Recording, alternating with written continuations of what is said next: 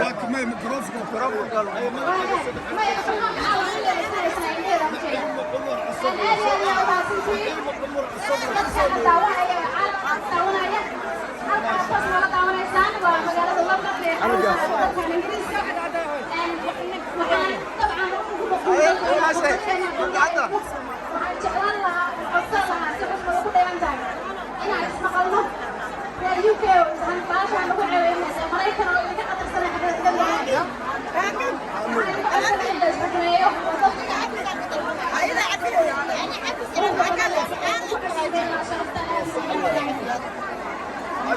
magaca saddexaad oo loo sheegay ku soo dhaweey